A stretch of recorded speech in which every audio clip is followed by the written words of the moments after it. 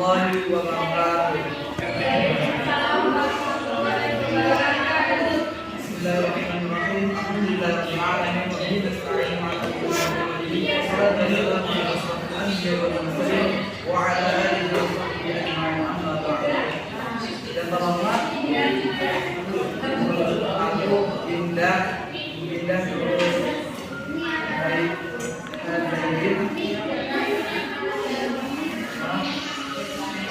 dan seluruh teman kelas A yang kami banggakan. Puji dan syukur kita bersyukur Allah Subhanahu wa taala atas segala nikmat dan karunia yang telah dilimpahkan sehingga pada pagi hari ini kita semua dapat hadir dalam kelas kita dengan melanjutkan mata kuliah bahasa Indonesia kita. Salawat dan salam Allah juga diberikan kepada Nabi kita Muhammad sallallahu alaihi wasallam. Allahumma shalli ala sayyidina Muhammad wa ala ali sayyidina Muhammad. Langsung saja, saya tidak akan memperpanjang kalimat. Pertama-tama saya akan memperkenalkan terlebih dahulu kawan-kawan saya dari kelompok 7. Yang pertama ada Akbar, Ananda, Andes, dan Tunizan. Untuk materi yang pertama akan dibacakan oleh Akbar bilang pertama. Kepadanya silakan.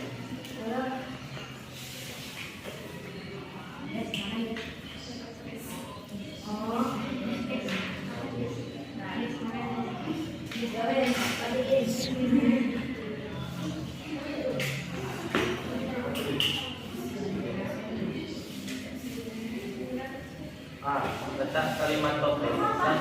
Pengertian kalimat topik. Kalimat topik adalah perwujudan pernyataan ide pokok paragraf dalam bentuk umum atau abstrak. Kalimat penjelas sebagai bisa kalimat-kalimat yang terdapat dalam suatu paragraf termasuk kalimat penjelas. Secara umum, kalimat topik adalah kalimat yang menyatakan pikiran pokok atau pikiran utama. Kalimat penjelas adalah kalimat yang menyatakan pikiran penjelas dan berfungsi sebagai pendukung kalimat topik. 2. Fungsi kalimat topik. Nur Hadi menyatakan fungsi kalimat utama atau kalimat topik dalam sebuah paragraf ada 2 macam, yaitu yang pertama sebagai wadah gagasan utama dan kedua sebagai penjelas, yaitu menjelaskan kalimat utama atau sebagai penunjang saja. Secara umum, kalimat topik berfungsi untuk memperkenalkan pembaca tentang topik dalam suatu bacaan. Selain itu, kalimat topik ini bisa bermanfaat untuk menyatakan ide pokok dan merupakan fokus dalam sebuah bacaan. Kalimat topik biasanya tersirat di dalam judul bacaan yang kemudian dijabarkan dalam kalimat utama di awal paragraf. 3. Ciri-ciri kalimat topik. Ciri-ciri kalimat utama atau kalimat topik adalah sebagai berikut. Pertama, merupakan kalimat lengkap yang mampu berdiri sendiri. 2. Mengandung permasalahan yang potensial untuk dirinci dan diuraikan lebih lanjut. 3. Mempunyai arti cukup jelas serta harus dihubungkan dengan kalimat lain. 4. Dapat dibentuk tanpa bantuan kata sambung dan frasa transisi. 4. Letak kalimat topik.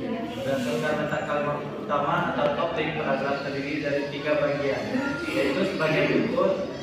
Pertama, paragraf deduktif adalah paragraf yang pada awal paragraf terdapat kalimat utama atau umum dan di akhir paragraf terdapat kalimat-kalimat penjelas atau khusus. Dengan kata lain, kalimat utama terletak pada awal paragraf. 2.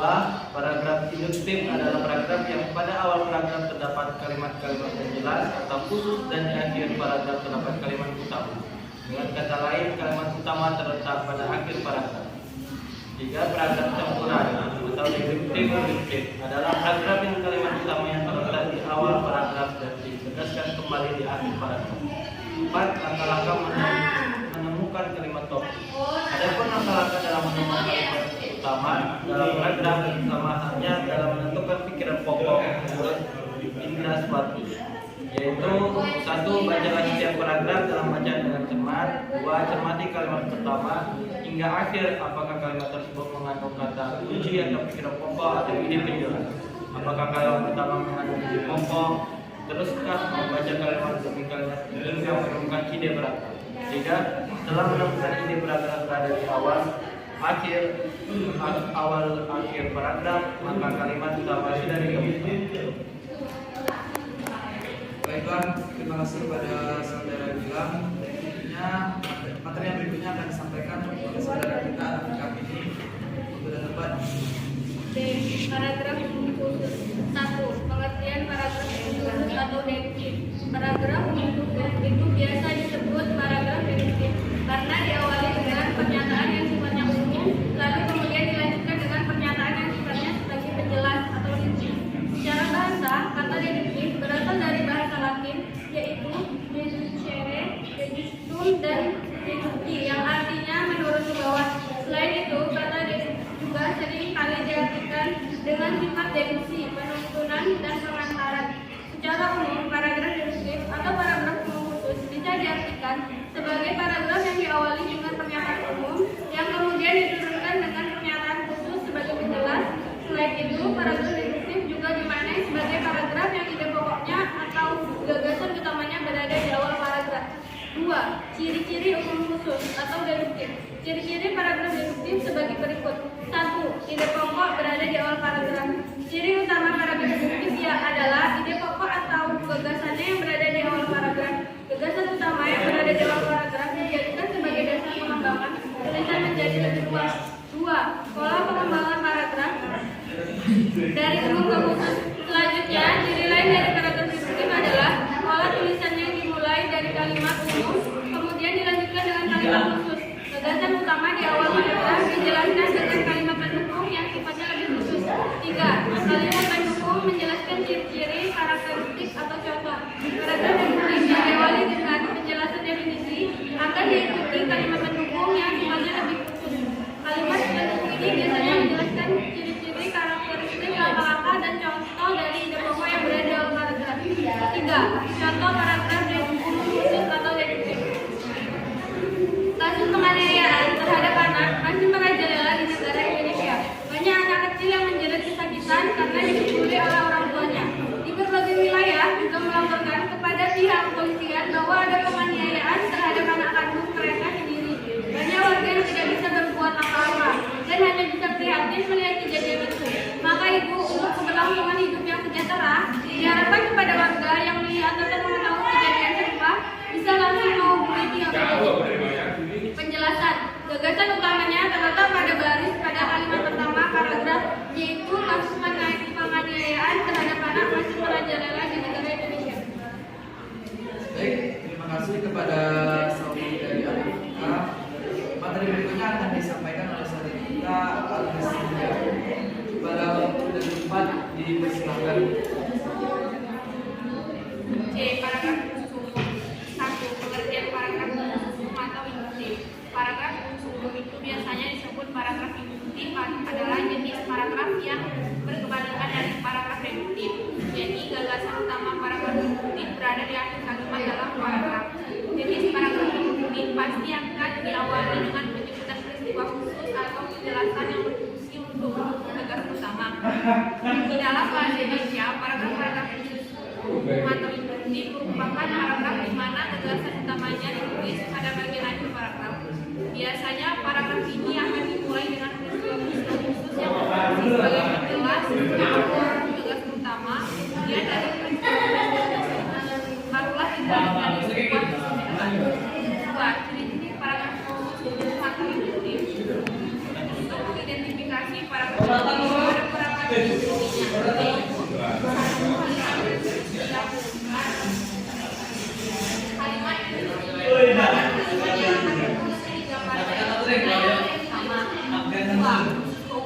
seperti yang telah dijelaskan bahwa paragraf ini dimulai dari khusus lebih dulu, kemudian kalimat penjelasan dan yang gagasan utama dan perjalanan. 3. Gagasan utama merupakan sebuah kesimpulan. Jadi selanjutnya paragraf deduktif, yaitu gagasan utama sebagai sebuah kesimpulan. Kesimpulan pada paragraf deduktif ini dan diletakkan di akhir paragraf. Hal tersebut menuntut penulis agar bisa menuliskan paragraf yang menarik dan bisa mudah membaca. 3. Kalimat utama berada pada akhir paragraf. Seperti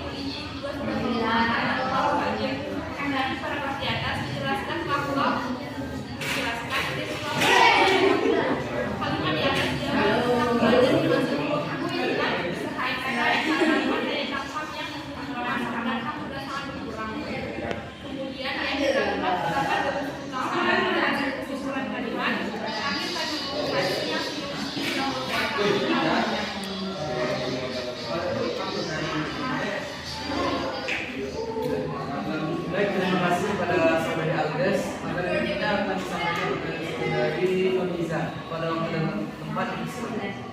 D. Paragraf sebab akibat kausasi. 1. Pengertian paragraf sebab akibat.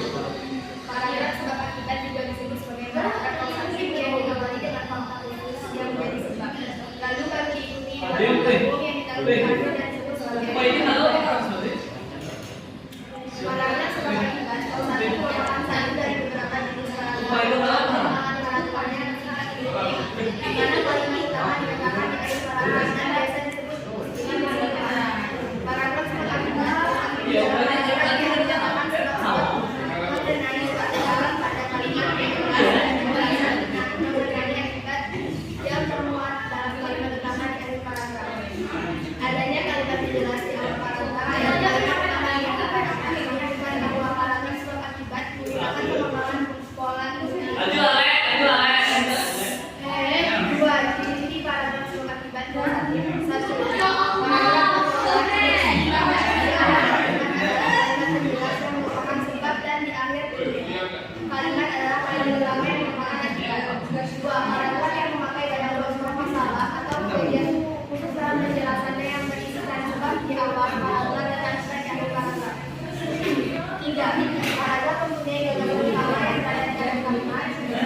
Antara kalimat yang disebut sebab dan akibat salah. 3. Jenis paragraf sebab akibat. 1. Sebab akibat. Jenis paragraf sebab akibat merupakan paragraf yang pada bagian awal dimulai dengan baiklah berupa ini yang merupakan bagian sebab dari keseluruhan isinya. Sementara pada bagian akhir paragraf digunakan kalimat huruf yang juga merupakan kesimpulan. Bagian ini biasanya mengandung penjelasan mengenai akibat dan kalimat yang digunakan sebelumnya.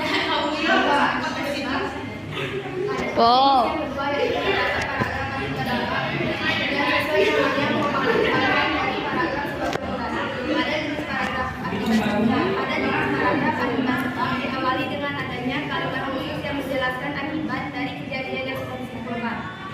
Kemudian diturunan menjadi kalimat sebab yang menjelaskan mengapa masalah yang dijelaskan tadi bisa disebut. 3. Sebab akibat 1 akibat 2. Jenis yang ketiga paragraf sebab akibat 1 akibat 2 pada jenis paragraf ini sama seperti namanya yaitu memiliki dua kalimat yang menjadi akibat dari sebab yang sebelumnya sudah dijelaskan. Namun perlu dipahami bahwa adanya akibat 1 menjadi sebab yang bisa menimbulkan adanya akibat lain atau akibat 2. 4. Contoh paragraf sebab akibat kausatif. Setiap hari Deska selalu belajar dengan giat. Di sekolah ia selalu memperhatikan gurunya yang sedang menyampaikan pelajaran. Ia juga terlibat aktif dalam diskusi kelas materi pelajaran yang dibentuk oleh gurunya. Di rumah ia tetap menjaga waktu santai sebelum semua PR selesai. Setelah PR selesai, ia segera membantu pekerjaan ibunya di rumah. Setelah itu ia kembali pulang belajar di sekolah. Setelah belajar di sekolah, saat jam istirahat, ia menggunakan istirahat. Ia pun tak sempat pada kemudian menjadi Deska sangat sekali dalam belajar. Mulai dalam belajar yang mendapatkan ranking 1 dan 2 di sekolah adalah di atas rata-rata 9. Paragraf di atas menjelaskan mengenai sebab-sebab pada kalimat penjelas di awal adalah nama Deska yang serius belajar. Kemudian pada kalimat utama di akhir paragraf menjelaskan mengenai akibat dari sebab-sebab pada kalimat penjelasan sebelumnya. Kalimat utama di akhir paragraf menjelaskan tentang keberhasilan yang ia peroleh dari hasil kesimpulannya dalam belajar.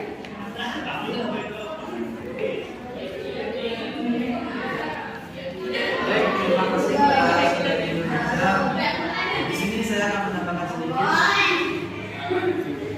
Itu kesimpulannya, kalimat topik adalah kalimat yang menyatakan pokok atau pikiran utama. Kalimat penjelas adalah kalimat yang menyatakan pikiran penjelas dan fungsi sebagai penjelas. Paragraf induktif atau paragraf umum khusus bisa diartikan sebagai paragraf yang diawali dengan pernyataan umum yang kemudian dipelengkapi dengan pernyataan khusus sebagai penjelas. Selain itu, paragraf induktif juga dimaknai sebagai paragraf yang di pokoknya atau bagian utamanya berada di awal paragraf. Paragraf khusus atau induktif. Merupakan paragraf yang dimana gagasan utamanya ditulis pada bagian akhir paragraf. Biasanya paragraf ini akan dimulai dengan peristiwa-peristiwa khusus yang berfungsi sebagai penjelas dan pendukung gagasan utama. Kemudian dari peristiwa-peristiwa tersebut barulah ditarik sebuah kesimpulan.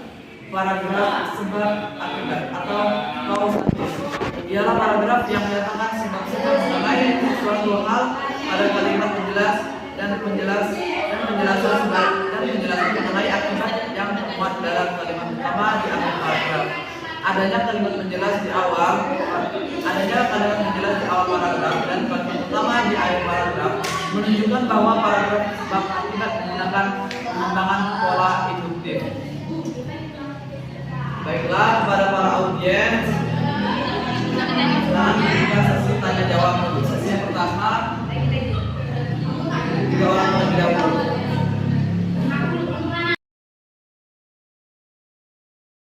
Saya Diva Hayati dengan nomor tim 20328. Untuk kelompok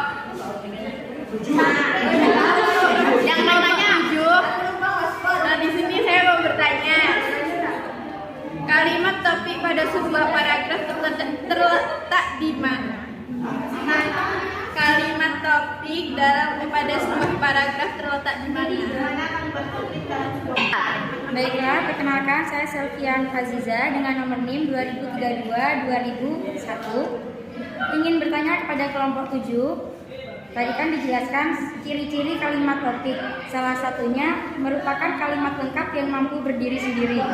Boleh minta tolong dijelaskan maksud dari kalimat lengkap yang mampu berdiri sendiri? Perkenalkan, nama saya Firsa Ananda Chandra NIM 2032-2011. Pertanyaannya adalah apakah langkah-langkah kesimpulan telah mengetahui topik bacaan?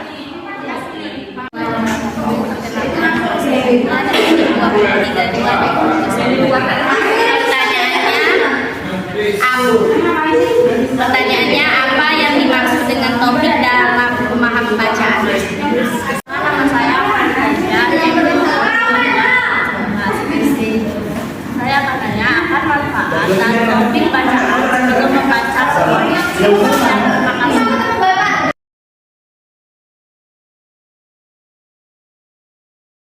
Oke, baik, saya akan menjawabkan pertanyaan dari Pak. Kalimat topik dan pertanyaannya kalimat topik dalam sebuah paragraf di mana? Kalimat pengendali gagasan utama di dalam paragraf disebut kalimat topik. Nah, letaknya di mana? Letaknya itu biasanya ada di awal atau akhir suatu paragraf. Kalimat topik ini dimulai oleh kalimat penjelas yang berisi gagasan dari gagasan utama. Saya akan menjawab pertanyaan dari saudari Sylvia Najla. Apa yang dimaksud dengan kalimat lengkap yang bisa berdiri sendiri? Maksudnya, kalimat adalah satuan bahasa yang berunsur kata atau rangkaian kata yang dapat berdiri sendiri, menyatakan maknanya yang lengkap. Kalimat suatu bahasa sendiri merupakan pikiran yang utuh baik secara lisan maupun lisan.